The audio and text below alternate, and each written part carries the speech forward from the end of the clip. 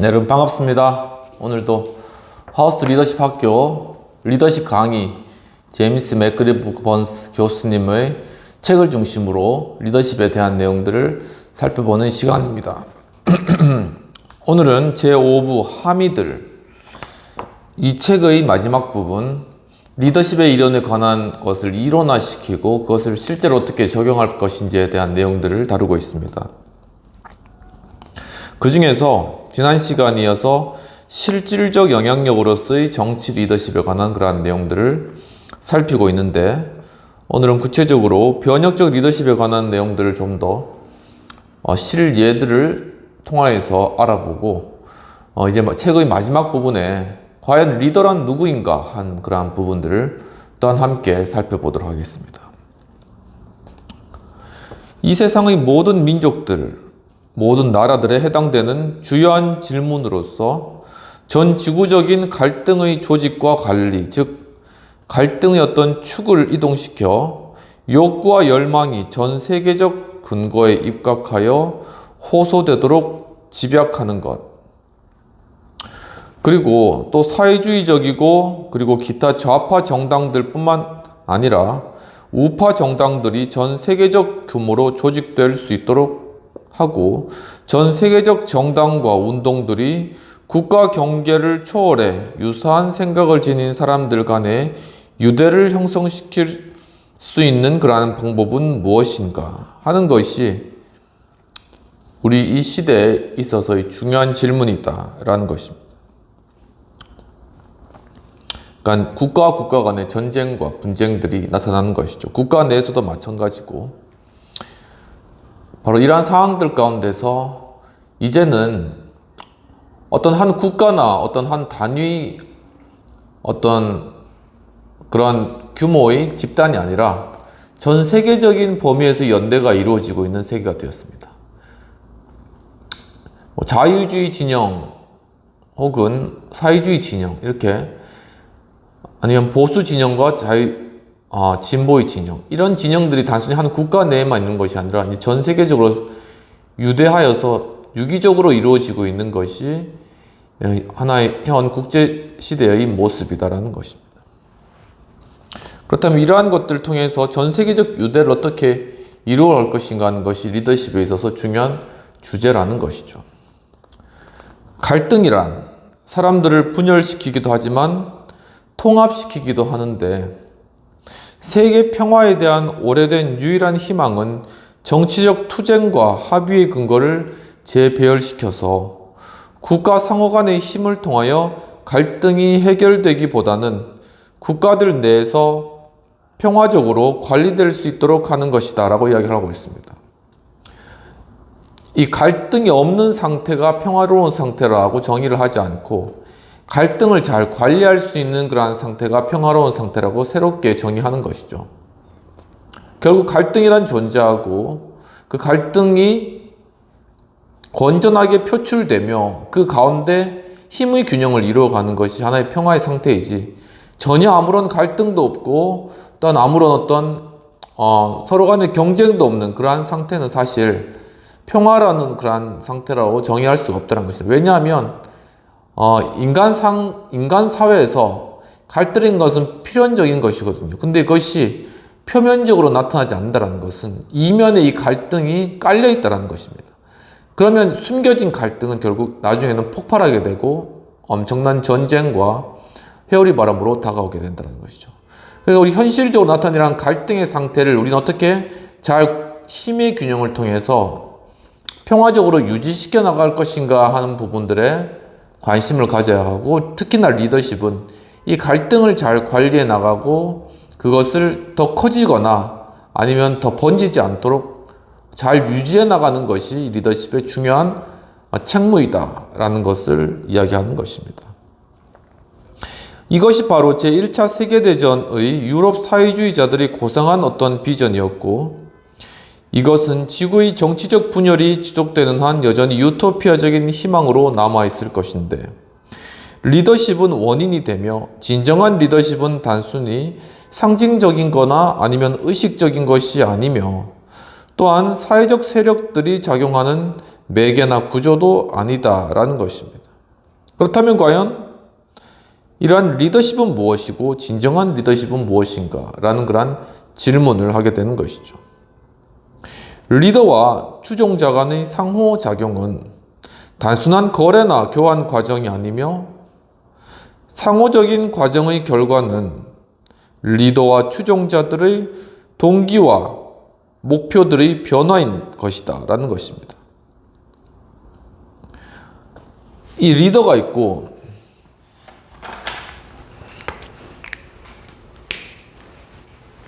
이 리더와 이 추종자 간의 하나의 단순한 거래적 관계는 하나의 거래적 리더십인 것이죠. 트랜잭셔널 리더십인 것입니다. 하지만 사실 이거는 온전한 어떤 리더와 추종자 간의 관계라고 볼 수 없다는 것이고, 이 리더와 추종자 간의 상호작용, 이 리더와 추종자의 간의 바로 이 상호작용의 결과는 뭐냐 하면은 리더와 추종자의 바로 이 동기와 목표의 하나의 변화이라는 것이죠. 변화. 중요한 거는 리더의 마음과 추종자들의 마음이 바뀌는 것입니다. 이 마음이 원래는 각자 다른 목표와 이익과 방향을 가지고 있었지만 리더와 추종자 간의 상호작용이 이루어지면서 이 동기와 목표가 하나의 방향으로 나아가는 것이죠. 바로 이렇게 추종자와 리더 간의 동기와 목적의 변화가 이루어지면서 그것이 하나로 합쳐지는, 바로 그것은 또한 리더와 추종자의 그 마음 상태가 바뀌는 것이고, 어떻게 보면 그 인격과 존재 자체가 바뀌는 것이라고도 볼 수 있습니다. 바로 이러한 과정들을 겪어나가면서 이 공동체가 어떠한 사회적 변화를 일으킬 뿐만 아니라 이 변화 가운데 바로 이 변화를 일으켰던 주체, 즉 리더와 추종자의 마음의 상태와 존재의 상태 자체가 변화하는, 바로 그것들을 이루어내는 그러한 관계, 그리고 그러한 하나의 집단, 그런 것이 하나의 변혁적 리더십의 과정이다라고 이야기를 하는 것이죠. 바로 이 변화가 사회적 관계와 정치 제도들의 원인적 영향을 미친다는 것이죠. 이것이 바로 사회 제도와 목표의 원인적 효과라는 것입니다. 이것이 원인적인 영향이다. 사회 제도의 변화의 원인적 영향이다. 이게 가장 근본 영향이라는 것이죠. 바로 이것을 다루는 것이 리더십이기 때문에 어떤 사회적 변화의 가장 근본적인 동기와 그 원인 부분을 다루는 것이 리더십이기 때문에 이 리더십의 학습, 리더십의 훈련, 리더십에 대한 연구가 그만큼 중요하다는 것입니다. 이것이 보이지는 않지만, 이게 딱 눈에 보이는 건 아니잖아요. 어떤 권력이나 아니면 어떤 자리, 위치는 우리 눈에 가시적으로 보이는 것이지만 리더십은 보이는 것이 아니거든요. 그래서 이제 막스 베버가 하나의 카리스마적 리더십을 이야기했을 때도 눈에 보이는 관료적인 그런 리더십, 뭐 예를 들면 국장, 과장, 아니면 뭐 장군, 소령, 이런 눈에 보이는 리더십과 이 대비되어서 눈에 보이지 않지만 사람들의 모티베이션, 동기부여를 일으키는 그러한 하나의 어떤 내적인 원인에 의해서 이루어지는 리더십. 그것이 바로 카리스마다. 그래서 카리스마 리더십이 막스 베버에서 이제 이야기되면서 그것이 결국은 변혁적 리더십으로 발전하게 된 것이죠. 이런 과정들을 거친 것입니다.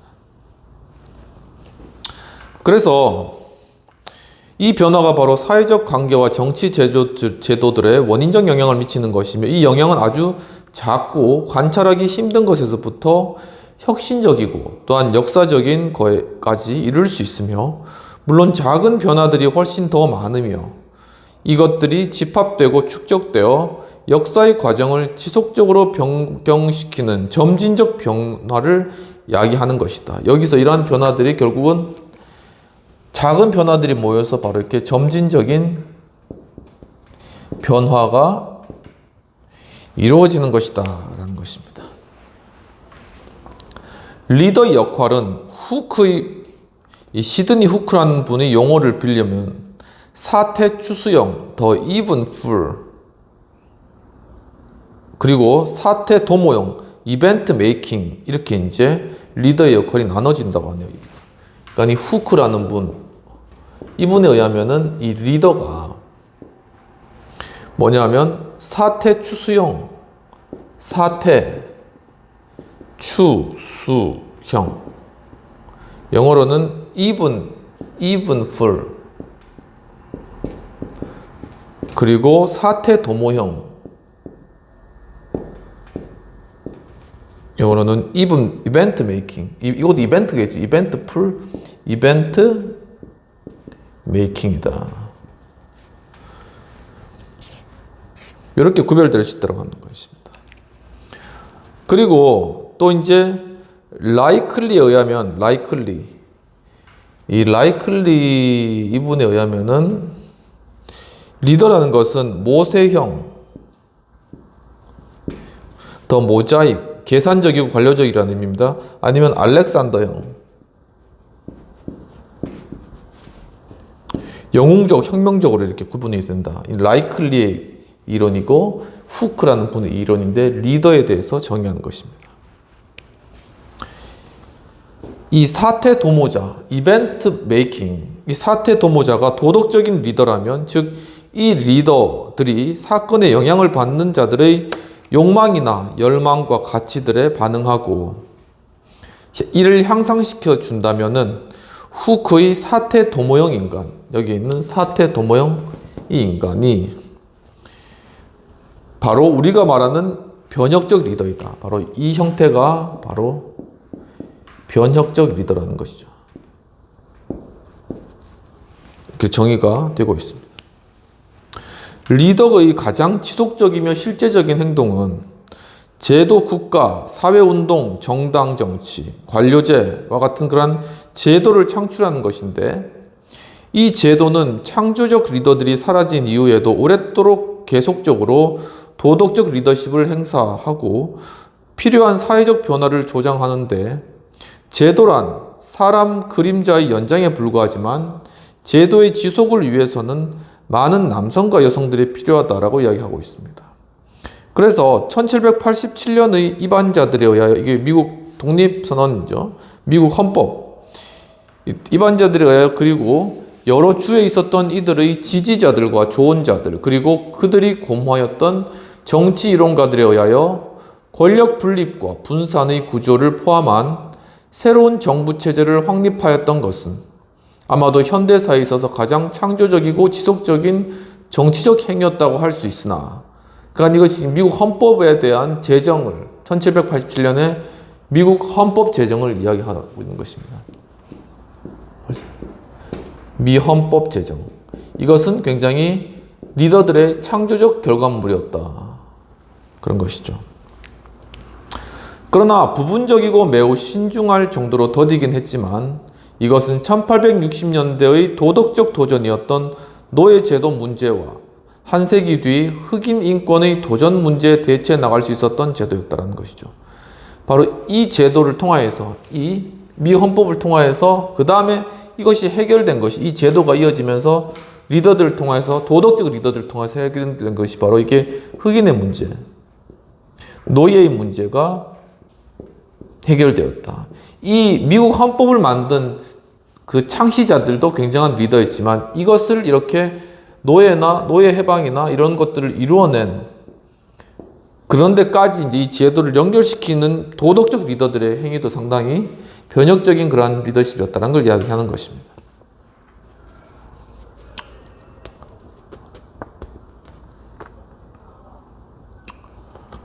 그래서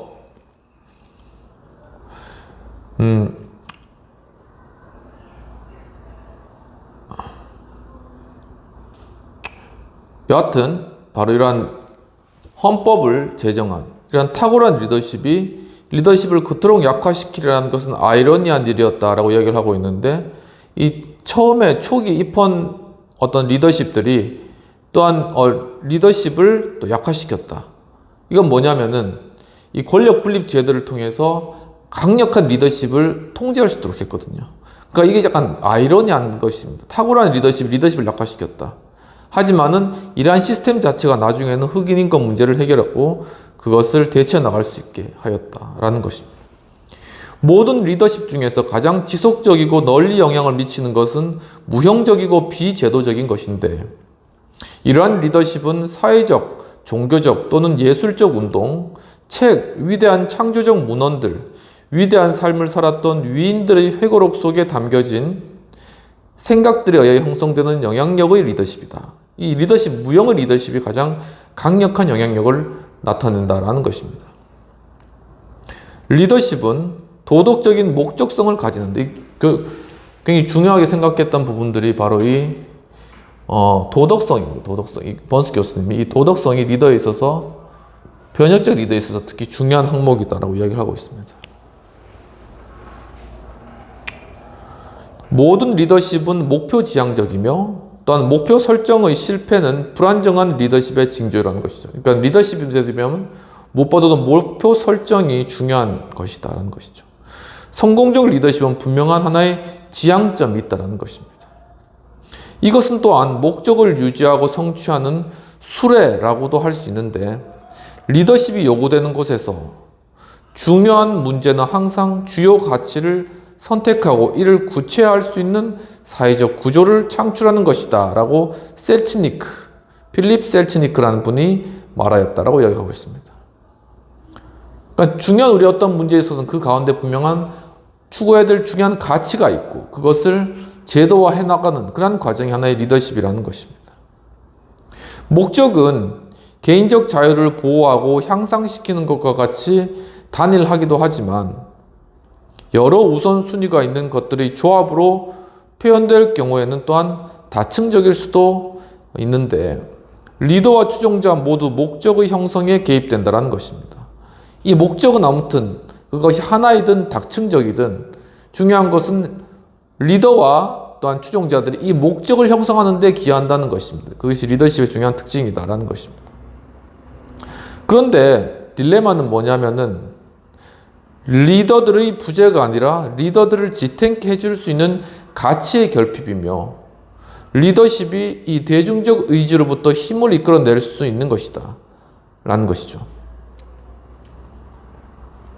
결국 대중으로부터 힘을 이끌어내기 위해서는 이 리더가 추구해 나갈 목표가 있어야 되고, 또한 그가 가장 중요하게 여기는 가치들을 호소할 수 있어야 되는데 그 가치가 없는 것, 그것이 큰 문제다라는 것입니다. 그럼 과연 우리 사회에 지금 어떠한 가치를 가지고 이 리더십을 행사할 수 있을까라는 그런 질문이 드는 것이죠. 지금 우리 대한민국에 있어서 어떤 것이 있겠습니까? 우리가 어떤 목표를 가지고 또한 어떤 가치를 추구하는 그러한 리더십을 선택하고 그러한 리더십의 마음을 함께 해줘야 될까요? 라는 그러한 질문이 드는 것입니다.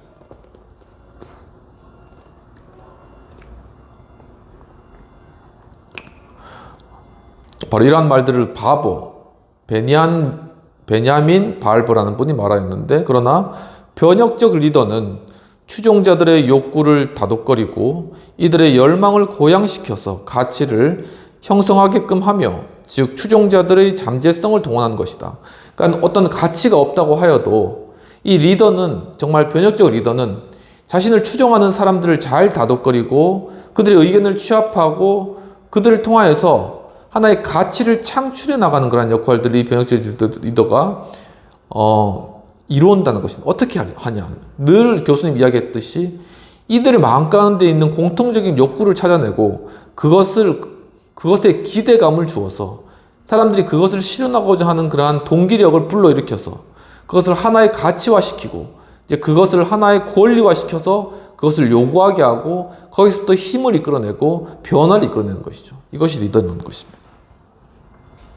그렇다면 또 우리가 이제 우리 정치 현실 가운데서 한번 생각해 볼 것이, 지금 이 대한민국 상황 가운데서 과연 우리 국민들의 마음 가운데 어떠한 공통적인 욕구가 존재하는가, 이런 바로 이 부분이라는 것입니다. 정말 이 공통적인 욕구가 무엇인지를 발현해 나가고 그것을 가치화해 나갈 수 있는 사람이 이제 2달 후에 있을 대통령 선거에서 당선되게 되겠죠.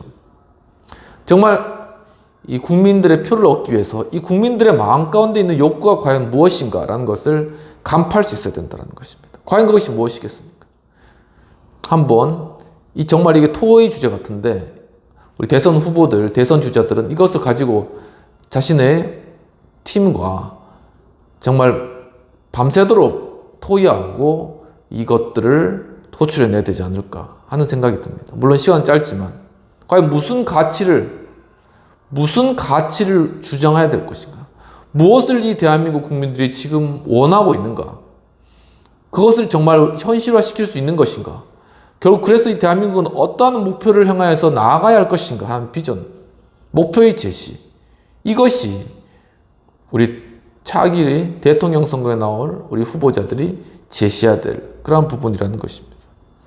단순히 그냥 편한 방법으로 표를 얻고자 하지 말고 이런 진지한 질문들이 있어야 된다는 것이죠.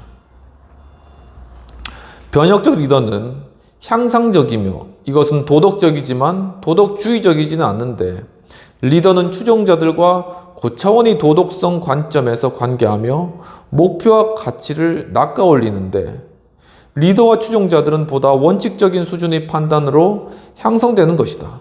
그러니까 이 리더십 또는 추종자가 서로 관계하면서 서로의 도덕적인 가치들, 이 도덕적인 수준 자체가 향상되어져 가야 된다는 것입니다. 이게 리더하고 추종자가 합치니까 도덕적 수준이 그냥 땅으로 떨어져 버리면 안 된다는 것이죠. 그런데 우리 상황 가운데서 지금 보면 이 리더하고 추종자가 합쳐져 가지고 도덕적 수준이 땅으로 떨어지는 경우가 허다하게 많고 대부분이라는 것입니다.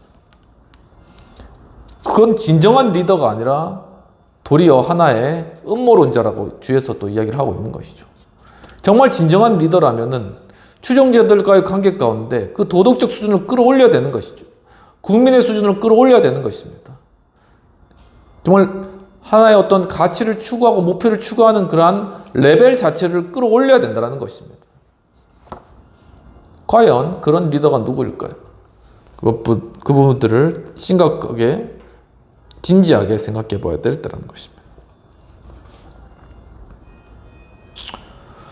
리더들은 추종자들보다 단지 한 단계 높은 도덕성 수준에서 추종자들과 효과적으로 연결된다는 것이죠. 그러니까 리더가 너무 추종자하고 레벨이 달라서 아주 고차원의 산에 가 있는 거예요. 그렇게 안 된다는 거예요. 추종자의 그러한 수준과 도덕적 수준과 리더는 약간 위에 있어서 둘이 관계하면서 추종자의 수준을 약간씩 이렇게 점진적으로 변화시키는 그런 리더, 그런 리더가 되어야 된다는 것이죠.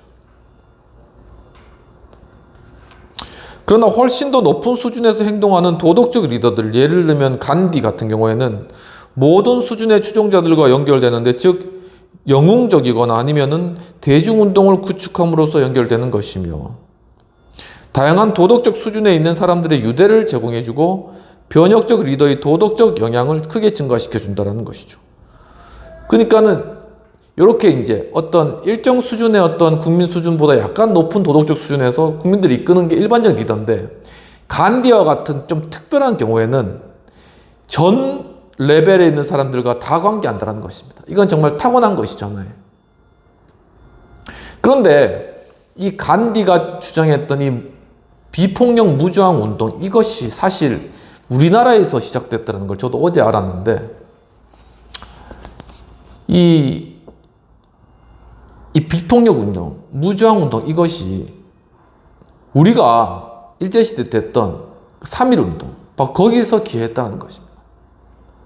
그리고 이 3.1 운동을 사실 실제로 이루어지게 하고 또한 그것을 실현해 나가는 것에 있어서 초대 대한민국 대통령 이승만 대통령이 상당히 큰 영향력을 주었다는 것이죠. 그러니까 이승만 대통령은 이 3.1 운동과 같은 이러한 독립운동을 해나가는 것에서 비폭력 저항 운동을 실제적으로 실천했고, 창시한지는 잘 모르지만 그것을 실천해놨고 이루어 나갔고, 그 영향력이 인도로 가서 간디가 이 비폭력 운동을 해나갔다는 것입니다. 이 서구 사회에서 이 간디가 이 모든 레벨에 있는 사람들과 관계를 맺으면서 대중운동을 이끌어낸 하나의 어떤 위대한 리더십으로 추앙받거든요. 예를 들면 소금 행진이라든가 이런 것들 했잖아요. 영국에 대항해서. 그런데 그 시작을 이승만 대통령이 했다는 것은 굉장히 우리 대한민국에 있어서도 굉장히 고무적인 일이라는 것입니다. 어떻게 보면은 우리 대한민국이 한 어떤 비폭력 저항의 어떤 정신을 가지고 있는 게 아닌가라는 생각도 드는 것이죠.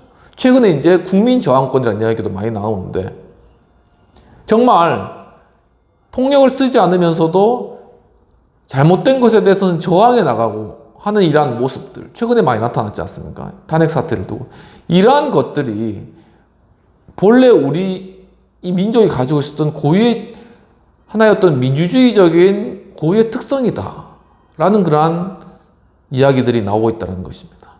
이 대한민국 이번에 탄핵 사태와 계엄과 이 모든 것들 과정 가운데 전 세계가 대한민국의 이 민주주의 그러한 어떤 수레바퀴를 보았잖아요. 그것이 지금도까지 작동해서 이제는 대통령 선출까지 이렇게 이어지는 이 선거의 과정, 이 모든 것이 바로 이렇게 전 세계가 바라보고 있는 이런 것인데, 바로 이 대한민국이 이 가운데 정말 비폭력 저항으로 나아가고, 그러므로 국민 스스로가 이 정치 시스템과 제도를 정화시켜 나간 이러한 독특한 그러한 모습들이 나타나고 있다라는 것이 굉장히 여러 학계에서도 연구 대상이고 또 이렇게 바라보고 있는 그러한 상황이라는 것입니다.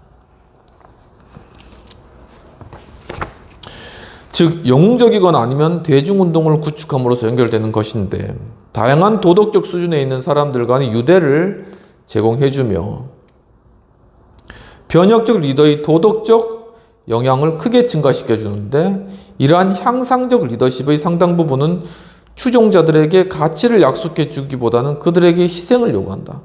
그러니까 이러한 좀 굉장히 변혁적이고 카리스마적이고 향상적인 리더십의 경우에 이 추종자들이 자신의 삶을 희생하고서라도 그 사람을 따르게 된다는, 그 정도 되면 이 사람은 정말 굉장한 리더십이라는 것입니다. 현대 민주주의에서 추종자들을 향상시키는 리더의 능력과 리더를 지탱해주는 추종자들의 능력에 대한 가장 극적인 조사는 미국 민권투쟁에서 일어났다라고 이야기하고 있습니다. 미국 민권투쟁, 여기에서 바로 이러한 것이 일어났다라는 것이죠.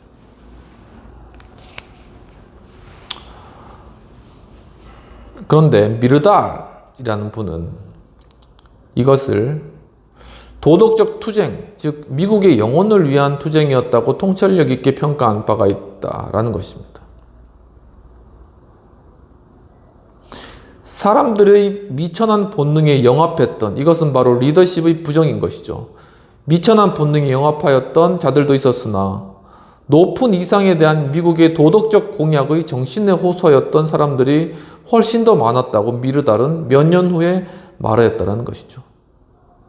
그러면서 수능 문제에 있어 현저하고 체제적인 총체적 실패에도 불구하고 내가 알고 있는 모든 국가 중에 미국은 인간 상호관계에 준거하여 가장 명시적으로 공식화된 일반적 이상 체제를 확립하게 되었다.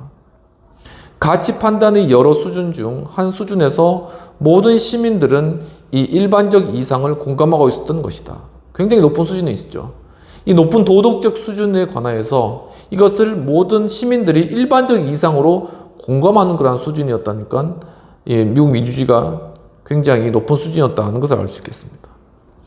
모든 시민들이 공감하고 있는 것, 이것이 바로 투쟁의 핵심이었는데, 이러한 투쟁의 승리는 후에 리더들이 된 추종자들에 의하여 간이식당에서, 고속도로에서, 수업시간 중에, 그리고 법정에서 쟁취되었다. 각 다양한 그러한 곳에서 바로 이러한 공통의 어떤 가치를 위한 하나의 비폭력의 투쟁, 그리고 그것을 통한 승리가 이루어지고 이것들이 합쳐져서 미국의 어떤 변화를 일으켰다는 것입니다.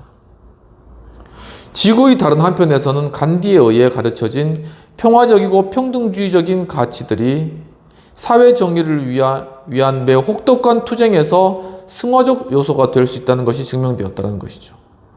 그러니까 사회 정의를 지키기 위해서, 사회를 정화시키기 위한 혹독한 투쟁이 있는데 그 투쟁 가운데서 이것을 견디고 이길 수 있는 것은 바로 하나의 평화를 지켜야 된다.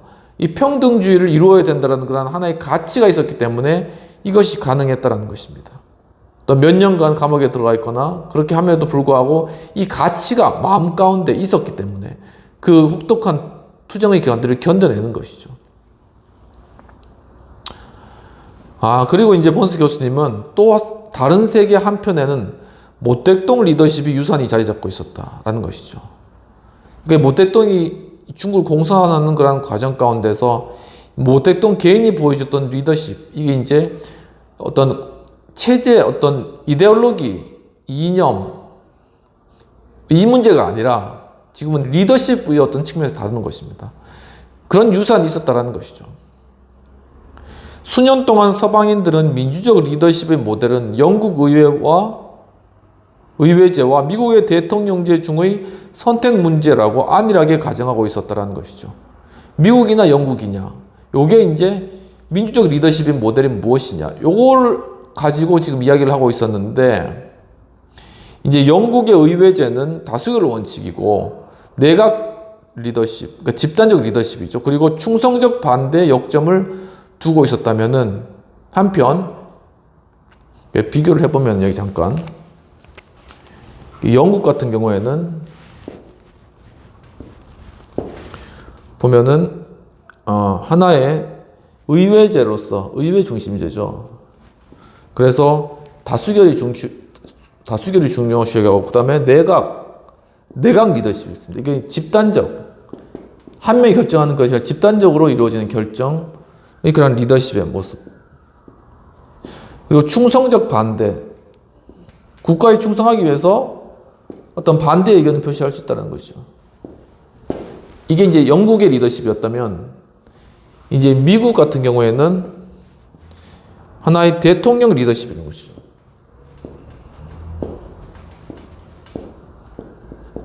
그리고 하나 중요한 건 견제와 균형. 의회와 행정부 간의 견제와 균형. 그리고 소수의 권리. 이 가운데 소수가 빠질 수도 있어요. 그러니까 소수의 권리. 그러니까 소수가 하나의 절대적 천부인권에 반하는 그러한 것은 절대적인 어떤 자유권에 반하는 것은 아무리 국가 법률이나 뭘 하더라도 침해될 수 없다는 것이죠. 하나의 국민 저항권이 인정된다는 것입니다. 이게 소수의 권리라는 것이죠. 그리고 또한 입법과 선거에서의 다수와 소수의 가변적인 연립을 위한 규정. 가변적 연립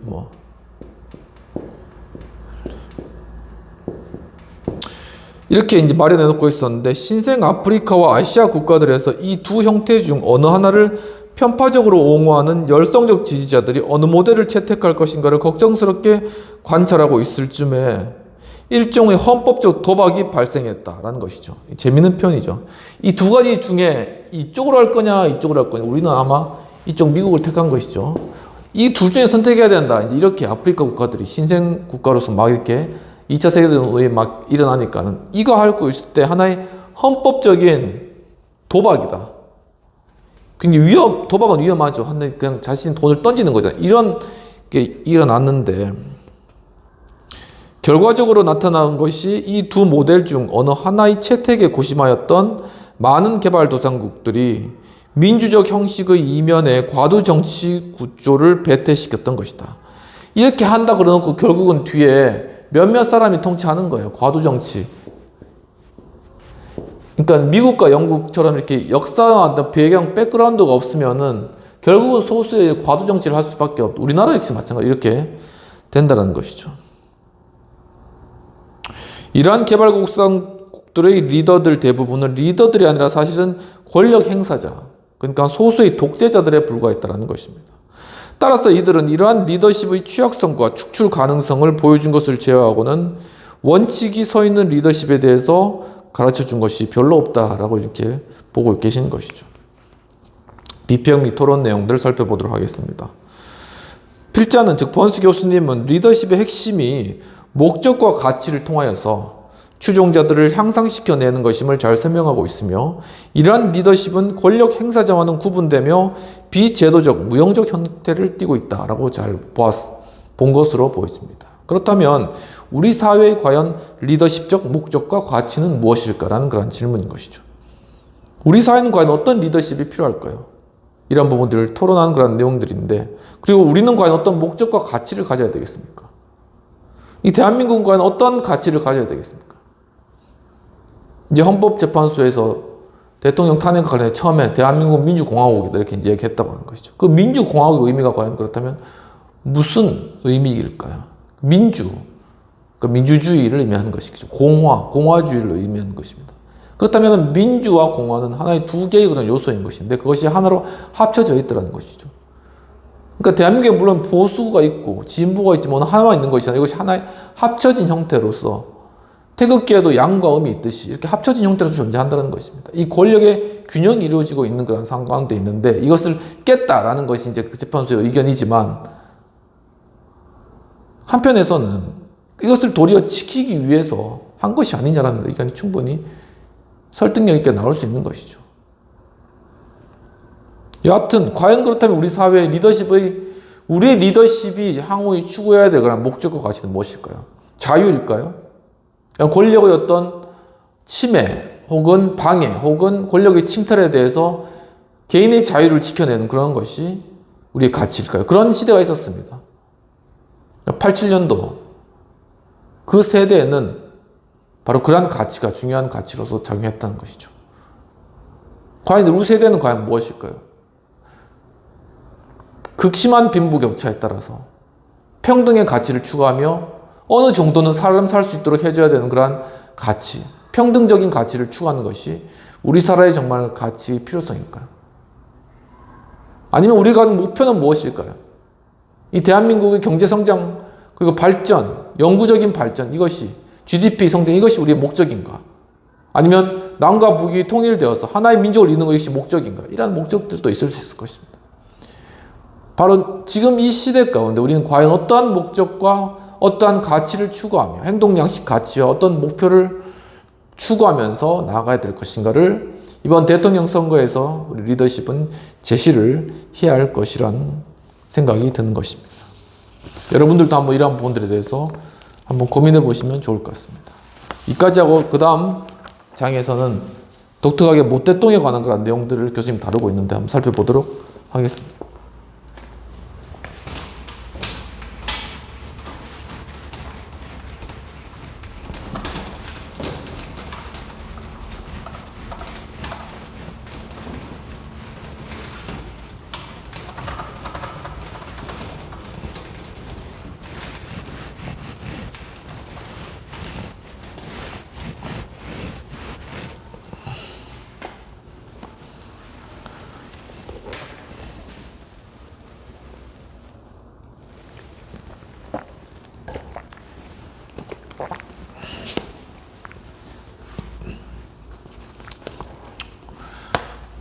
아무튼 여담으로 지금 이제 여의도가 지금 이제 달궈지고 있는 것 같습니다. 이제 과거에 이제 보였던 그런 우리 친구들도 같이 이제 만나게 되고, 예.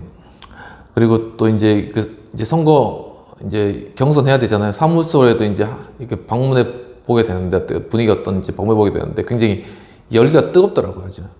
그래서 막 온도 차이가 확 나고 정말 이런 다시 달구어지는 여의도인 것 같습니다.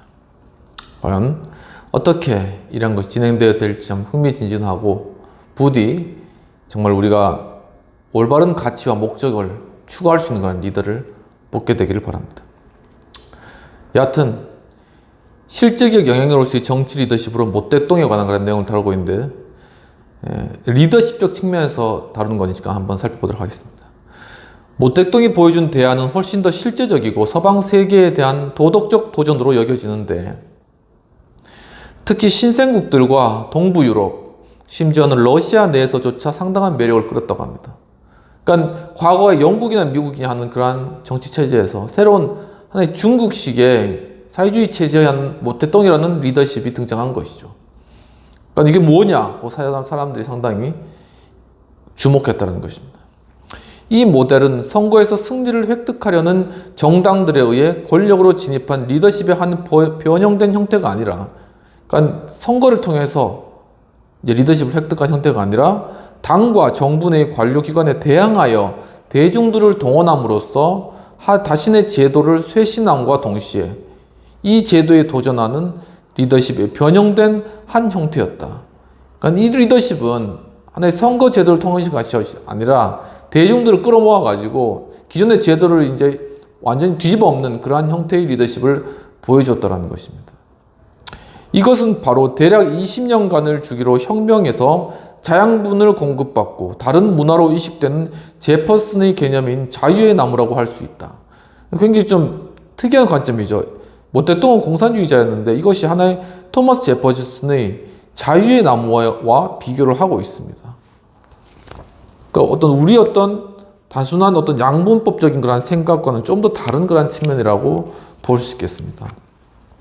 모 대통령과 그의 동지들은 게릴라군의 사령관처럼 한편으로는 대중을 자극하여 행동토록 하고 권력을 장악하여 민주주의를 확장하는 노선과 다른 한편으로는 풀뿌리 행동주의자들을 제어하여 대중행동에 제한을 가하는 노선을 오락가락하였다.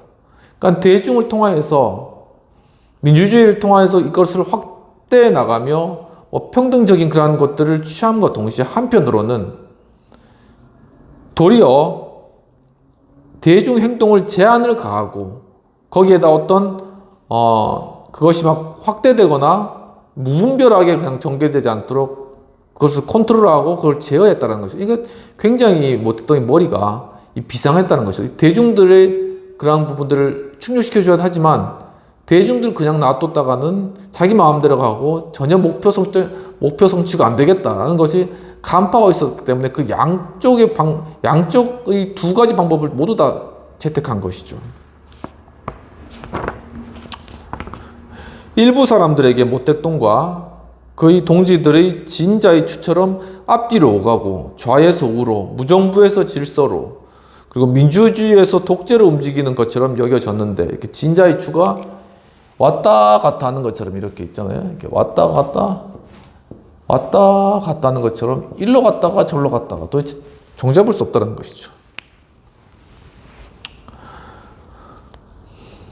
그래서 좌에서 우로 무정부에서 질서로 민주주의에서 독재로 움직이는 것처럼 여겨졌는데 면밀히 분석해보면 모 대통령의 행동은 자신의 이데올로기에 지시받는 것처럼 보였다. 그러니까 모 대통령에게는 기준이 있었다는 것입니다. 그 기준에 따라서 밖에서 보여지는 건 왔다 갔다 하는 것처럼 그렇게 보여졌다는 것이죠. 즉 그의 복잡한 지그재그 노선은 이념적이고 전략적인 노선을 설정하는 그의 결의에 의해 설명될 수 있는데 하나의 그러니까 이데올로기가 들어간 것과 함께 거기에 전략도 함께 포함되어 있다는 것입니다. 이것은 중앙집권주의와 권력분산이라는 모순적인 양축을 동시에 포함하고 있다. 그러니까 중앙집권으로 한 명의 권력을 몰아줌과 함께 이 권력을 또한 분산시키는 어떻게 보면 모순적이지만은 이것이 굉장히 이렇게 좀 그러한 방법을 썼는데 이게 동양적인 사상인 것이죠. 하나의 정반합 이런 것도 될 수가 있고 동양적인 중용이라고도 될 수 있고 아무튼 그런 방식의 정치 체제라는 거예요. 그러니까 이런 방식이니까 서양에서 보기에는 명백하게 기면 기고 아니면 아니고 이런 형태의 그런 사고방식에서 이 모 대통령의 동양적인 그런 모습을 보니까 정치 체제 모습을 보니까 이해가 안 되는 거죠. 그래서 그의 전략은 모든 모순에서의 갈등 이론, 상극과 조화, 대중의 자발성과 참여를 중심으로 균형을 이루는 레닌주의적 규율과 조직으로 이루어진 모 대통령 사상에 굳건히 기반을 두고 있는데 결국은 모 대통령도 공산주의 그런 사상의 중심이 됐다는 겁니다. 1969년에 채택된 공산당의 새로운 헌법은 중앙집권주의와 민주주의, 규율과 자유, 의지의 조화와 개인적 마음의 안일, 그리고 및 생동감을 동시에 요구하고 있다는 것이죠. 모 대통령은 자신의 궁극적 목표를 달성하기 위한 새로운 헌법적 수단의 형성에는 상당히 실패했는데 인민공사 같은 것은 거부되었고 3조 혁명위원회는 졸렬하고 비민주적이었으며 개혁된 당은 관료화와 수정주의를 근절시키지 못했다는 것이 모택동의 한계라는 것입니다. 개인적 자유와 사생활의 침해는 막대하였으나 그는 자신의 목표에 근접할 수 있는 보다 무형적이긴 하지만 보다 강력한 다른 수단을 만드는데 성공하였다라는 것이죠. 그러니까 굉장히 전략가라는 것입니다. 그리고 대중을 다룰 줄 알고 사람들을 의식화시키고 이제 고양시키는 능력이 뛰어나는 것이죠. 대단위로 의식을 고양하고 가치를 변형시키는 것, 중국 인민의 고차원적인 열망을 동원하는 것, 정치 제도를 새로이 구축하는 것, 실질적이고 현실적인 변화를 이룩하는 것 등 이러한 것들의 본질은 충분히 평가될 수 없는 것이었다라고 이야기하고 있습니다. 그러면서 여기에 내가 있노라, 나는 다른 사람이 할 수 없는 것을 할 수 있노라, 이렇게 루터가 이렇게 얘기를 했던 것 같네요.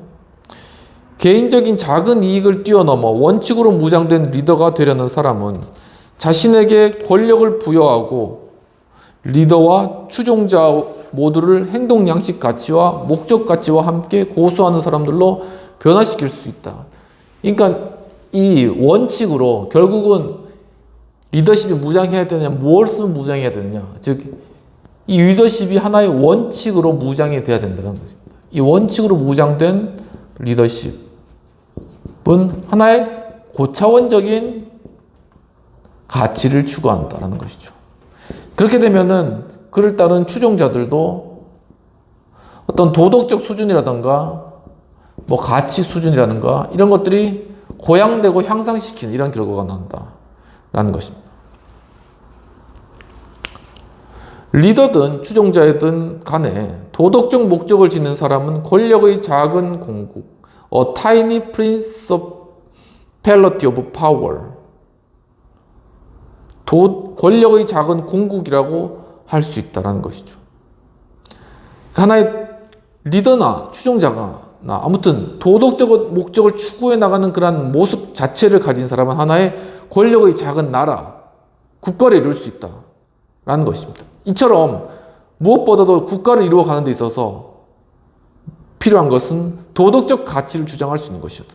도덕적 목표를 제시할 수 있는 것이었다. 무엇이 바른 방향인지를 가치를 제시할 수 있는 사람이 리더가 되어야 된다. 정책 수립이라는 실질적 업무를 담당하는 사람들을 관찰한 나의 모든 경험 중에서 필자는 권력자들의 한 모임과 비록 거기에 있진 않았지만 대단히 참여적인 어떤 돈키호테적인 한 여인을 아주 생생하게 기억하였는데 그 여자는 한 건설 계획에 반대하였고 그녀의 견해에 의하면 이 계획은 환경과 심미적인 손실을 초래할 수 있는 것이었다는 것입니다. 그 모임은 수차례 로웰 부인, 미세스 로웰이라고 하네요. 무엇을 받아들일지에 대한 질문으로 되돌아가곤 하였는데 그녀는 도덕적 쟁점으로 자신을 무장하였고 그녀의 권력 기반은 동원된 추종자들의 무리에 있었는데 비실제적이고 그토록 무모한 여인이 바로 이 실제성 자체로 판명되었다는 것입니다.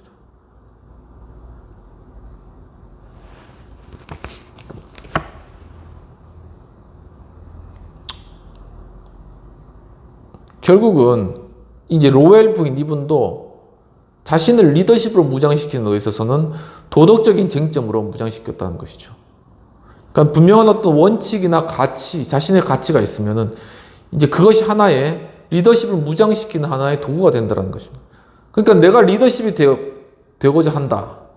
내가 어떤 것에 대해서 무엇을 이끌고 간다. 어떤 걸 변형시키고자 한다. 이 나라를 이끌어가고자 한다. 나라를 변형시키고자 한다.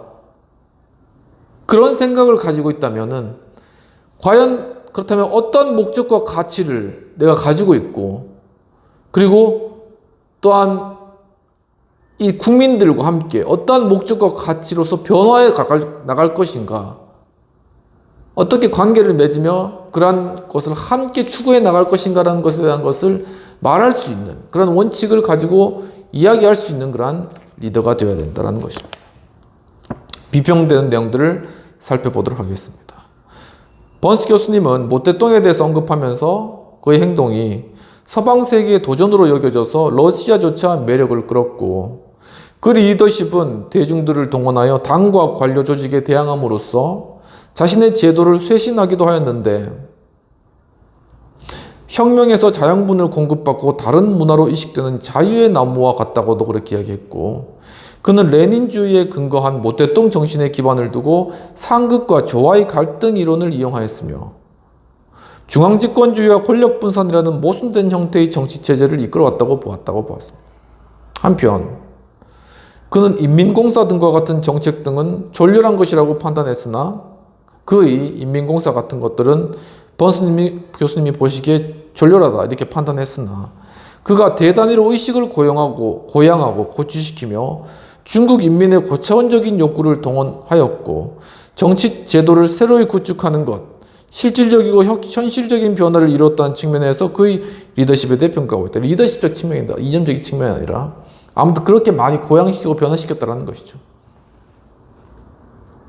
한편 원칙으로 무장된 리더에 대한 예로서 마틴 루터가 한 말을 언급하며, 개인의 작은 이익을 넘어서서 무장된 리더가 되려는 사람은 자신에게 권력을 부여하여 리더와 추종자들이 행동 가치 원칙과 목적 가치를 고수하는 사람들로 변화시킬 수 있음을 언급하였다. 그러니까 이 리더십은 추종자들로 하여금 어느 방향으로 가야 될지를 스스로 동의하게 하고 그 방향을 향하여 나아가도록 격려할 수 있는, 확신을 줄 수 있는 그런 리더라는 것입니다.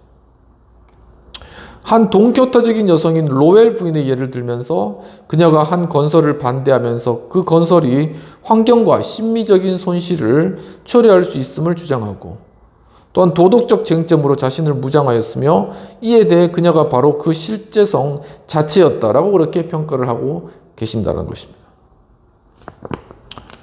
그러면 토론된 내용을 살펴보도록 하겠습니다. 모태똥이 대중을 동원하고 정부와 관료를 대항하며 레닌주의에 입각하여 스스로의 가치를 따라 행동한 것에 대한 필자의 리더십적인 평가에 대해 어떻게 생각하는지, 그런 부분입니다.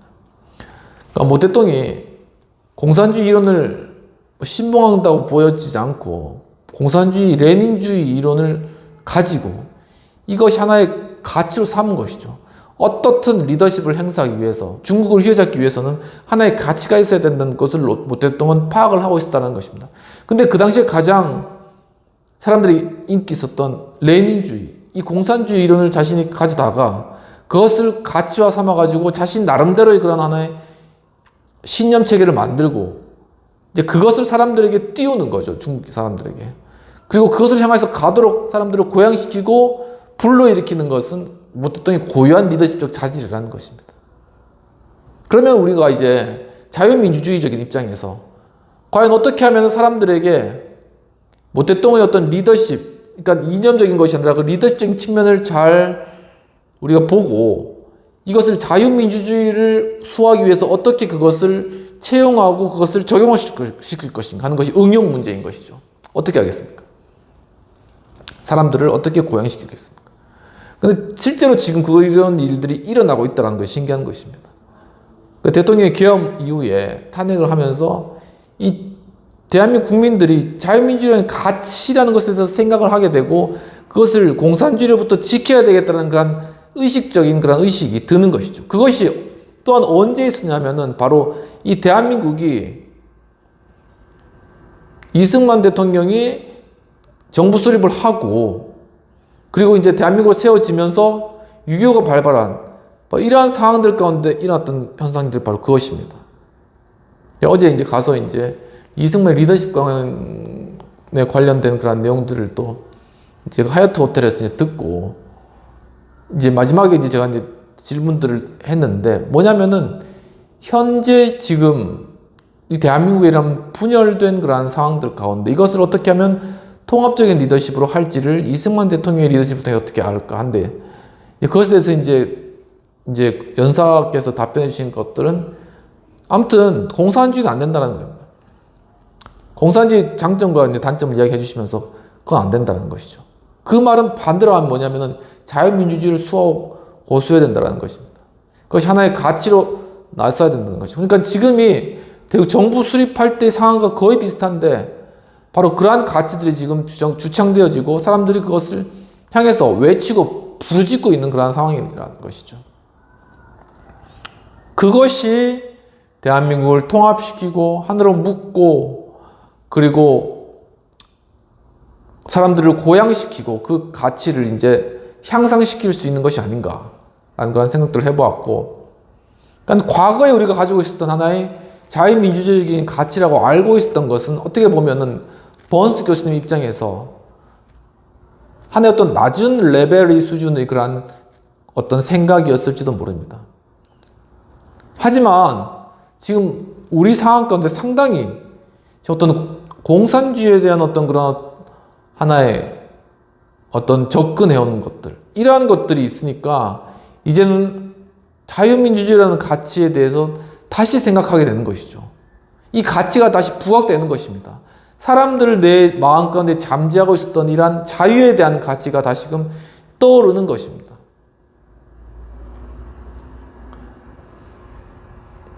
바로 그러한 어떤 시대적인 우리 상황 가운데서 이러한 가치와 하나의 목표, 이러한 것들을 설정하고 우리가 나아갈 때 과연 그렇다면 어떤 방향으로 우리가 리더십이 그런 것들을 추구하고 나아가야 될 것인가 하는 것이 대선 후보들이 가져야 될 하나의 중요한 포인트다라는 부분들 한번 생각해 보고, 두 번째로는 리더십의 무장에 대하여 리더가 갖추어야 할 덕목이 무엇이며 우리 현실 속에서 도덕적 쟁점으로 무정한 리더의 모습은. 근데 이런 리더는 사실 별로 안 보이는 것 같아요. 때를 따라 기류에 따라서 이리 갔다 저리 갔다가 이렇게 보지, 하나의 정치 철학과 목적을 가지고 그 가치를 추구하면서 나가는 그런 리더가 보입니까? 안 보이죠.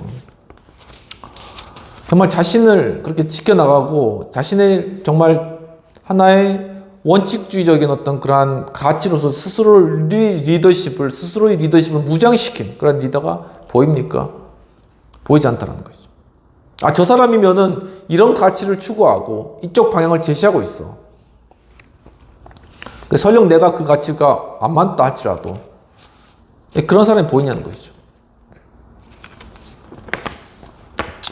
그러한 리더십을 우리가 길러내야 되고, 그런 것들이 갖추어지지 않았다면 먼저 리더십의 무장부터 이루어져야 된다. 이 무장이 없었기 때문에 지금 이 작금의 사태가 일어난 것 같습니다. 그러니까 리더십이 분명한 어떤 그러한 리더적인 무장, 그것이 어떤 원칙이든지 어떠한 철학이든지 그것으로 완전하게 무장되어 있다면은 그러한 무장도 이루어져야 됐겠죠. 그러니까 대한민국의 리더들이 그렇게 무장되어 있었다면은 지금 이 작금의 사태는 발생하지 않았다는 것입니다. 그런데 이러한 무장들이 되어지지 않기 때문에 어떤 이념적인 공격이나 아니면은 다른 어떤 사상이나 철학, 굉장히 강력한 그런 철학인 것이죠. 그런 것들이 몰려왔을 때는 그냥 판판이 넘어진다는 것이죠. 왜냐하면 리더십이 무장이 안 돼 있거든요. 자신의 가치와 소신을 주장하지 못하거든요. 그러니까 그것을 강력하게 주장하는 사람들에 의해서 밀리는 겁니다. 그런 의미에서 상당히 위기에 있지만 그것에 대해서도 상당히 우리가 선전을 하고 있다라고 보아지고, 이번 기회가 아무튼 우리가 새로운 어떤 대통령을 뽑으면서 우리의 어떤 리더십의 모습에 대해서도 한번 반추해보고, 우리의 표를 그냥 던지는 것이 아니라 과연 어떤 리더, 이 대한민국을 살릴 리더가 누구인가를 고심하면서 표를 던질 수 있는, 우리의 리더십에 대해서 한번 반성하고 돌이켜볼 수 있는 그러한 시간이 되었으면 좋겠다라는 그런 생각이 좀 드는 것입니다. 여기까지 하고, 그렇다면 이제는 과연 누구의 무엇에 대한 리더십인가 하는 그런 부분들도 마지막으로 한번 살펴보도록 하겠습니다.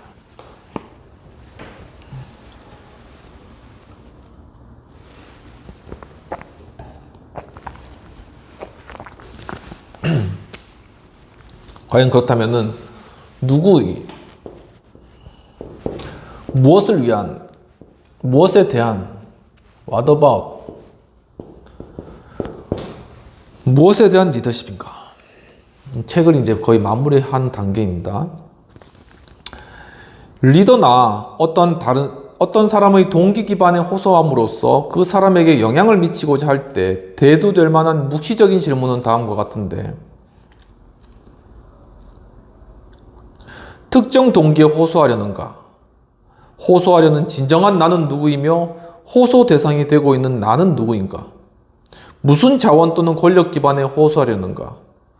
무슨 목적과 누구의 목적을 위한 것인가? 어떤 사회적 환경에서 즉 보다 광범위한 집단이나 대중들과 리더 추종자의 관계는 어떠한 동기와 자원으로 연결되어 있는가? 그리고 시간적 범위는 과연 어떠한가?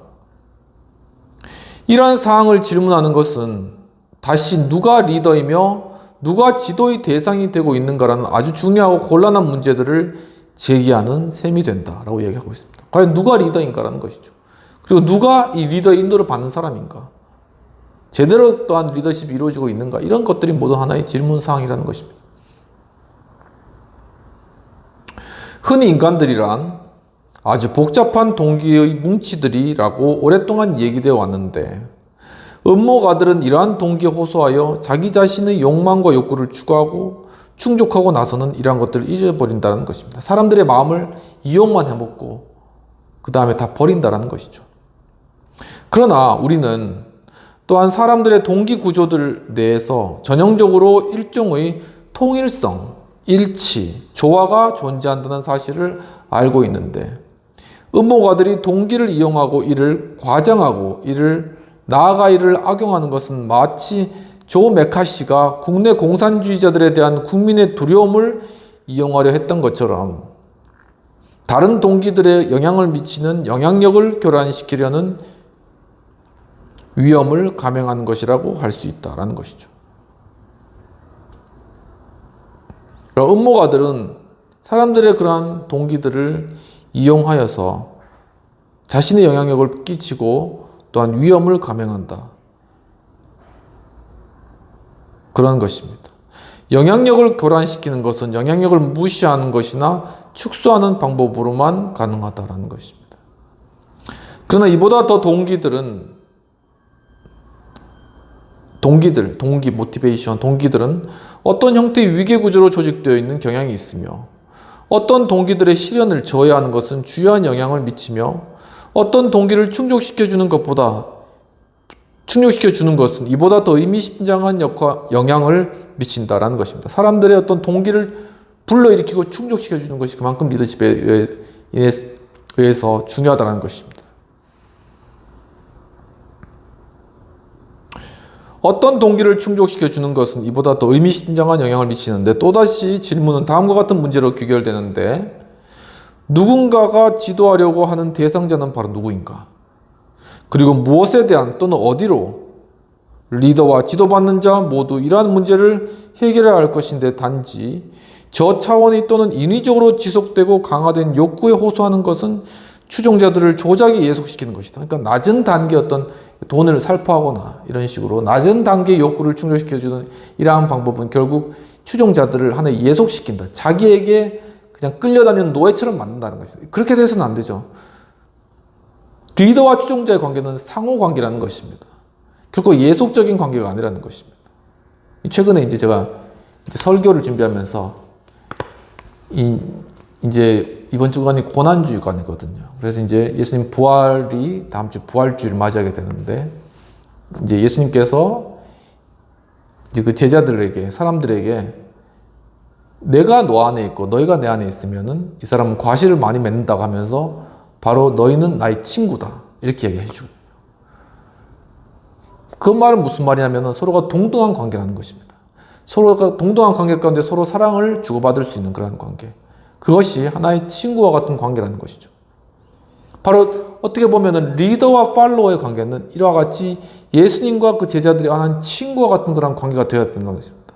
한쪽이 예속적인 관계고 어떤 폭력이나 아니면은 물질로서 사람들을 유인하는 그러한 관계가 결코 아니라는 것입니다. 중요한 것은 이제 성경에서는 서로 간의 사랑의 관계가 이루어지기 위해서는 그것은 서로 간에 예속되는 관계가 되어서는 안 된다는 거죠. 서로 간에 평등하고 친구와 같은 그런 평등한 관계 가운데서 서로 사랑이 주고받을 때 그것이 진정한 어떤 사랑이다 라는 것을 이용하고 바로 그러한 측면에서 이 리더십도 보았을 때 이러한 낮은 동기의 욕구 수준으로 뭘 줄게 당근을 계속 주는 것이 그건 그 사람을 예속시키는 것이 내 목적을 위해서 그 사람에게 리더십을 행사하는 것은 아니라는 것입니다. 이것이 하나의 리더인가 아니면 하나의 음모론자인가 단순한 권력자인가를 구분하는 기준이라는 것이죠. 이것은 리더들 자신에게도 마찬가지 심각한 결과를 초래하게 되는데 본질적으로 이들은 타인을 조작하는 가운데 자신들을 조작하게 되며 다른 사람을 조종하려고 하지만 결국은 자기도 거기에 딸려서 조종받는다는 것입니다. 이들은 추종자의 특별한 저차원의 욕구에 집중함으로써 마찬가지로 추종자, 즉 학생, 고객, 유권자 내의 그러한 욕구를 일깨우게 하는 자신의 특별한 동기에 몰두하게 됩니다. 그러니까 그 사람이 어떻게 돈을 살포할까? 어떻게 저 사람들의 그러한 저차원의 욕구들을 채워줄까에만 자기 생각이 가 있는 것이니까 이 리더 수준 자체도 그렇게 낮아지는 것입니다. 점차 낮아지는 것이죠. 지금 우리가 이런 상태가 아닌가라는 그런 생각이 드는 것이죠. 저차원의 욕구에만 지금 집중되어 있는 것입니다.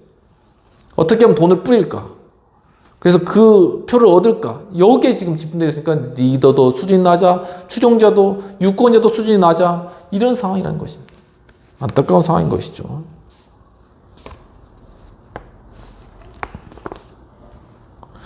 추종자의 욕구가 일깨워지고 충족되면 될수록 그러한 욕구를 충족시켰던 조작자의 동기는 더욱더 지속되고 영속화되는데 리더와 지도받는 자는 각각 타방의 저차원적인 욕구를 공생적으로 유지하는 관계를 얽혀야 되겠다. 이건 서로 얽히는 겁니다.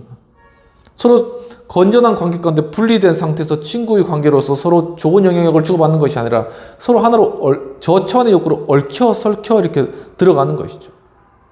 그것은 함께 폭망하는 그런 길이라는 것입니다. 근데 지금 이런 안타까운 상황들이 벌어지고 있다는 것입니다. 총기 상인은 장래의 고객에게 국내의 적이나 외국으로부터의 침입자들에 대한 과장된 위험을 조장함으로써 개인적 위험의 두려움을 일깨울 수 있는데 음식이나 안전 같은 기본적 욕구로부터 사람들을 해방시켜주는 문제와 어떤 사람의 동기 기반에 대한 배타적 접근을 통하여 그 사람을 인위적 욕구에 붙들어매는 문제는 매우 다르다라는 것이죠. 그러니까 서로 간에 바로 이러한 문제들로부터 문제를 해결시켜주는 방향으로 하는 것과 아니면은 그 사람을 붙들어매는 인위적 욕구에 붙들어매는 것과는 분명하게 차이가 있다는 거예요. 리더십은 그 사람을 자유롭게 해주는 것, 놓아주는 것, 더 그 사람의 범위를 확장시켜주고 그 도덕적 수준을 향상시켜주는 것이 리더십의 행위다라는 것입니다. 전자는 욕구가 충족될 수 있는 수준으로 욕구의 위계 구조에 자유롭게 다가갈 수 있도록 해주며 저차원과 고차원의 욕구, 인위적 욕구와 진정한 욕구는 무엇인가? 단지 추종자들만이 이를 결정할 수 있는데 추종자들은 충분한 정보와 상충적이거나 경쟁적인 대안 중에서 충분한 시간을 가지고 공정하고 자유롭게 또한 공개적으로 선택할 수 있는 한에서만 결정될 수 있다는 것이죠. 그러니까 일단 추종자들은 이런 욕구의 단계가 있지 않습니까? 메슬로의 욕구의 5단계 이렇게 욕구의 단계가 있으면은 이 단계에 어느 단계를 선택할 것인가에 대한 자유가 주어져야 되고 그리고 충분한 시간이 주어져야 되고 그 다음에 합리적인 선택이 이루어져서 이것을 선택할 수 있어야 된다는 것이죠. 그런데 대부분의 어떤 자신의 목적을 추구하는 리더들은 사람들을 몰아간다. 급박하게 몰아가서 그래서 이제 선택하도록 하는 것이죠. 결국 얽어매는 그런 행위라는 것입니다.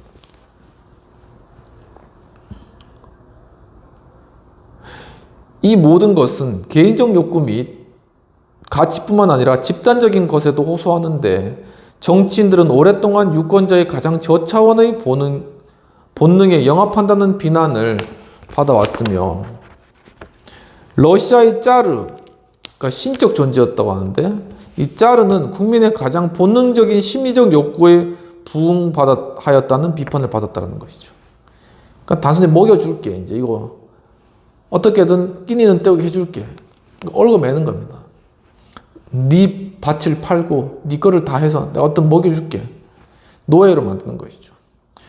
로이드 조지라는 분은 죽는 소리를 낼 때까지 독일군을 압박할 것이라는 약속을 공언하였는데 그는 영국의 보복주의자들에게 아부하고 있다는 비난을 받았으며 루스벨트는 무직자와 무능자에게 아첨한다는 그러한 비판을 받았다고 이야기하고 있습니다.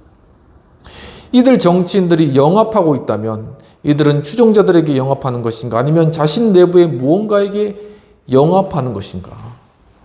이 리더십이 영합을 하면 안 되는 것이죠. 근데 이 영합을 하게 된다는 거죠. 이게 하나의 경계를 해야 된다는 것이죠.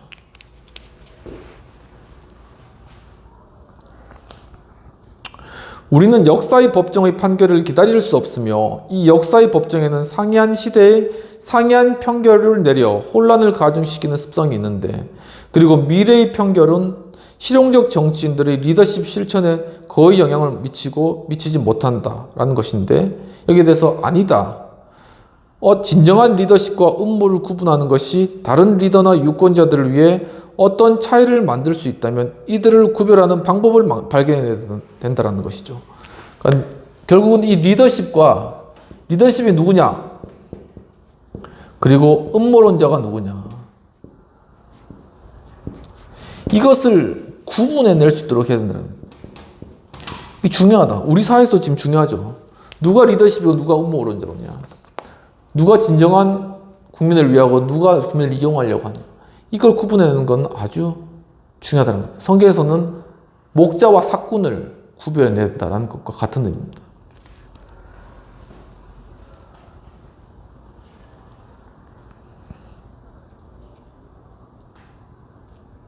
이러한 구분은 모든 수준에 있는 추종자들에 의해서 만들어져야 되는데, 즉 리더 측근의 보좌관과 조언자들을 비롯하여 정치적 원동이나 정당 내 일단의 사람들, 그리고 대다수 유권자들 및 기타 정치적 참여자들에 의하여 이러한 구분이 이루어져야 할 것이다 라고 말씀하고 있습니다. 추종자들이 이러한 판단을 해야 하기 때문에 인간적이고 책임있는 리더십을 판단할 수 있는 잠재적인 근거에 입각하여서 이들이 리더들과 정치인들을 평가하기를 바랄 것인데,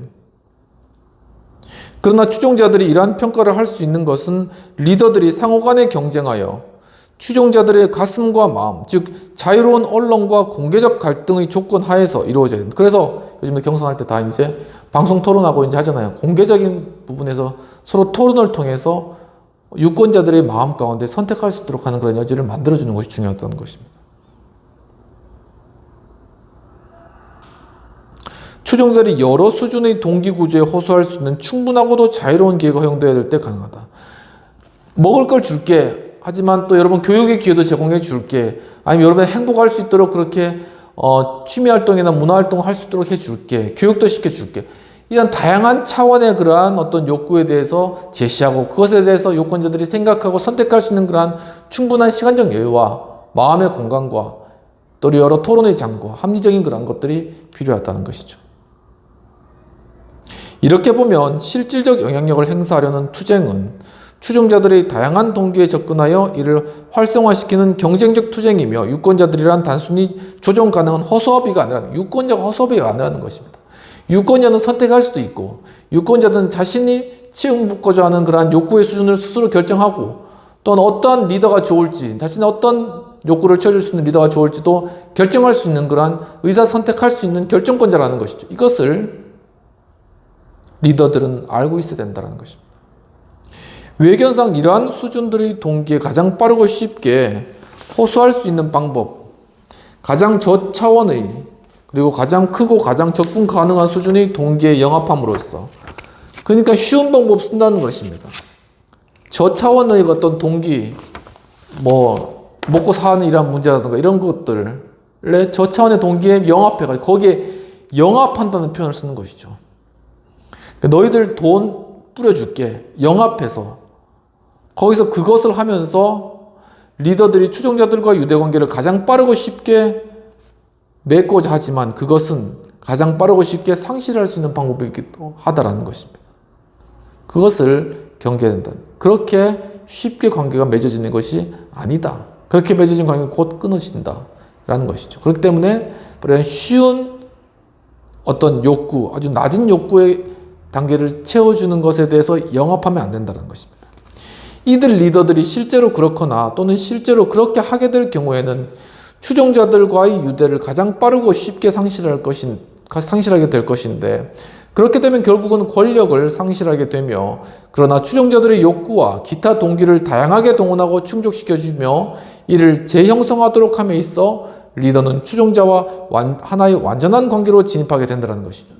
그러니까 이 리더가 추종자들의 욕구를 개발시켜주고 그 욕구 수준을 높여주고 하면서 그들과 좋은 관계를 맺게 되면 결국은 이 리더와 추종자 하나의 관계, 완전한 하나의 관계가 되어진다. 이게 가장 이상적인 그런 형태의 리더십의 모습인 것이죠. 이것을 추구한다는 것입니다. 즉, 이 완전한 관계는 추종자들의 동기와 권력 기반을 결부시켜 이들 양자를 고차원의 동기 수준으로 고양시킬 수 있도록 하는 것이다라는 것이죠. 헨리 페이르라는 분은 리더십의 결정적인 자질로서 집단 정서를 경험할 수 있는 능력, 이 헨리 페르, 중요한 얘기를 했네요. 헨리 페르라는 분. 이분이 뭐냐면은 이 리더십의 결정적인 단서가 뭐냐? 그것은 바로 집단 정서를 경험하는 것이다. 경험할 수 있는 능력이라는 것이죠. 그리고 이들의 욕망을 표현하는 능력, 이 동시에 있어야 된다. 이번에 후보께서는 대구에 내려가서 대구 지하철 참사에 묵념도 하시고 그러는데, 아무튼 이런 과정을 다른 후보들도 다 하잖아요. 왜냐? 집단 정서를 경험하고자 하는 것입니다. 세월호로 또 이렇게 안타깝게 가족을 잃은 그런 부분들의 그런 정서가 이제 그 안산에 있잖아요. 그분들의 그런 아픔과 그런 정서들을 그냥 지식이 아니라 정서적으로 교감하고 알 수 있는 그런 능력이 리더십의 굉장히 중요한 자질이라는 거예요. 그렇게 알기 위해서는 어떻게 해야 되느냐? 사람들을 직접 만나고 이야기해보고 그들과 같이 교제하고 동행하는 어떤 그러한 일들을 해야 되거든요.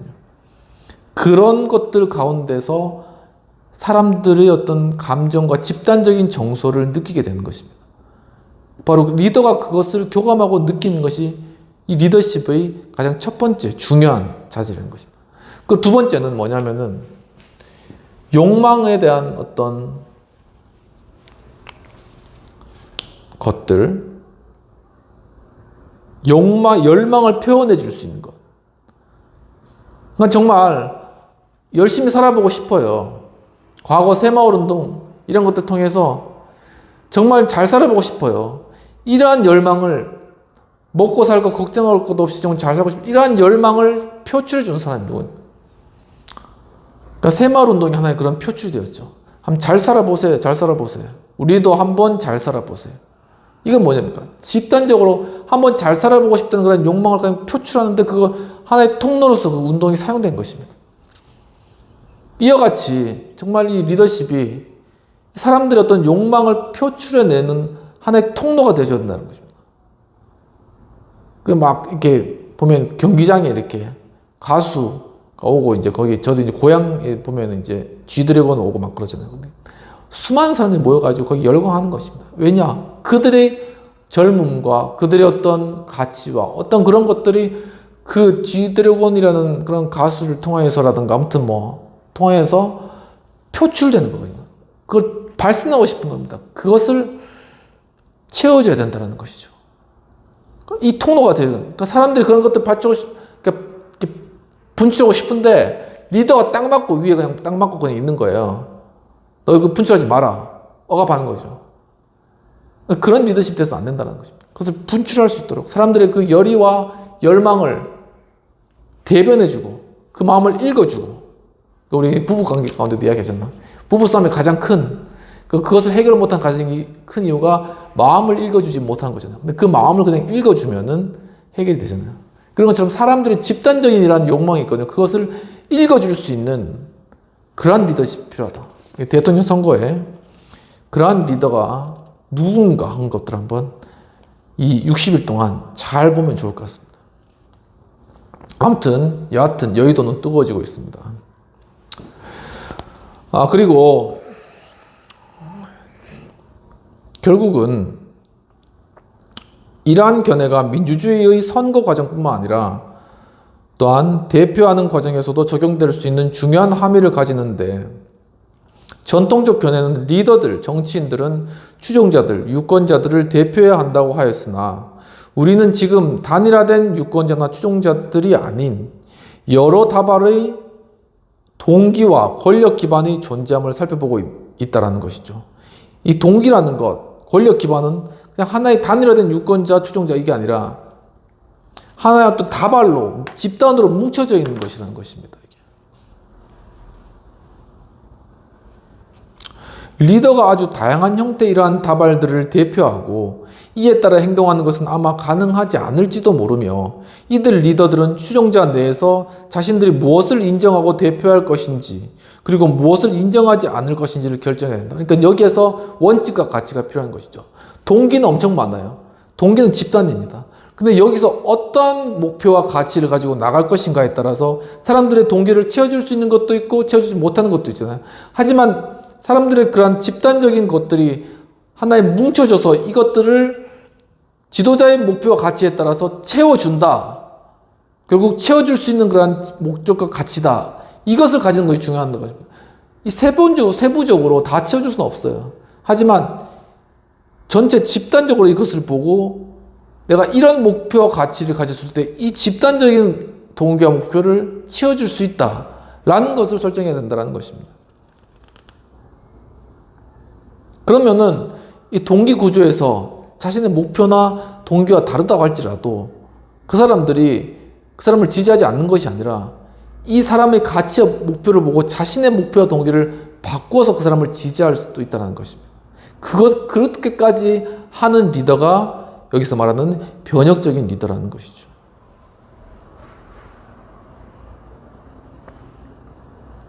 대의제 민주주의에 해당되는 가장 오래된 질문 중에 하나는, 리더들이 선거 구민이 자신을 지지하지 않는다는 사실을 알고 있을 때 리더 자신의 확신대로 행동해야 하는가의 그러한 문제다. 많이 이제 겪는 문제죠.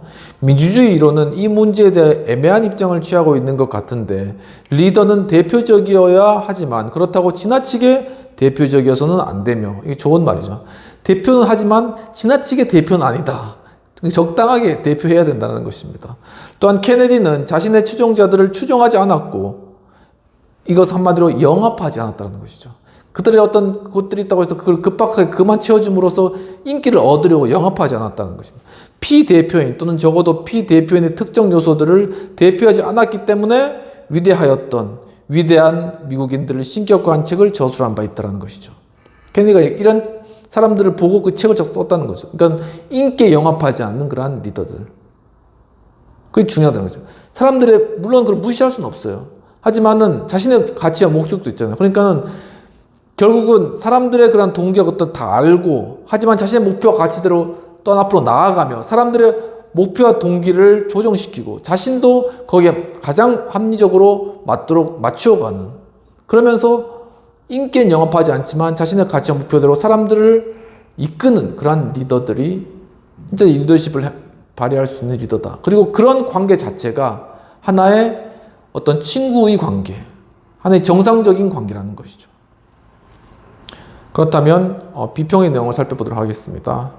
필자는 버언스 교수님은 책을 마감하면서 리더의 개념에 대한 질문을 던지면서 음모가들이 사람들의 동기를 이용하여 자신의 목적을 성취하려고 하는 시도나 저차원의 욕구를 충족시켜주면서 리더로 군림하려고 하는 것을 경계하고 진정한 리더의 개념이 중요함을 피력하고 있는 것으로 보여집니다. 굉장히 높은 수준의 어떤 그러한 통찰력이신 것이죠. 결국 추종자들의 동기 수준을 높일 수 있는 리더가 진정한 리더십임을 밝히며 완전한 관계로 서로의 어떤 동기 수준을 맞춰가면서 그것을 레벨업 시키면서 그 가운데 완전한 관계로 나아가야 된다는 것을 보여주고 있는 것입니다. 토론, 우리의 정치 현실 속에서 진정한 리더십에 대한 정의는, 리더의 모습은, 그러니까 오늘 이런 공부를 하면서 드는 생각이, 가장 지금 우리 현실까지 필요한 것은 영합하지 않는 리더가 필요한 것 같습니다. 그러니까 사람들의 저차원적인 욕구, 금품 살포해가지고 아니면 돈 뿌려가지고 표를 얻는 이러한 것들은 이제 그만했으면 좋겠어요. 이 저차원적인 것에 영합하게 되면은 결국은 추종자와 리더 간의, 유권자와 정치인 간의 그런 관계는 서로 건전한 어떤 리더와 추종자의 관계가 아닌 하나의 그냥 서로 속박하는 그런 관계, 영속된, 그러니까 이렇게 서로 이제 촉박당하는 것이 이런 관계가 돼버리기 때문에 결국은 이건 오래 가지도 못하고 깨어지고 또한 서로 발전적이지도 못하고 결국은 그 도덕적 수준 자체도 내려가고 이런 상황이 된다는 것입니다. 그것은 정치인이나 국민이나 둘 다 손해라는 것입니다. 그런 의미에서 좀 더 정말 이 내면에서 변화를 일으킬 수 있는 이 내면적인 변화를 통해서 결국 집단적인 변화가 이루어지고 이 집단적인 변화를 통해서 이 사회 공동체가 변화되고 이 사회적 공동체가 변화됨으로써 대한민국의 목표와 가치들이 더욱더 향상될 수 있는 그런 리더, 팔로우 이런 관계들이 필요하다라는 것이죠. 바로 그런 리더가 우리에게 지금 간절히 요구되는 것이며 이번에 또 60일 남은 이 대통령 선거 기간 가운데 정말 또 다양한 토론도 이루어질 것인데 이런 것들 가운데 정말 공개적이고 또한 투명하고 또한 공정하고 또 마음이 좀 여유가 있고 그런 상황 가운데서 공감할 수 있는 그런 토론과 서로 정정당당한 경쟁을 통해서 대한민국의 대통령으로 선출됐으면 좋겠다라는 그런 생각을 갖습니다. 여러분도 한번 그런 부분에 대해서 한번 생각해 보시고 하면 좋을 것 같습니다. 또 이제 시간이 길었는데 리더십 학교 거의 이제 지금 이제 책이 맞춰질 기간인데 끝까지 또 시청해주신 여러분 감사드리고 또 이제 다음 시간 정도 하면 마무리될 것 같아요. 그럼 그 다음에 또 새로운 책으로 위기의 상황 가운데서 리더에 대해서 좀 준비하고 있으니까는 또 많은 관심 성원 부탁드립니다. 감사합니다.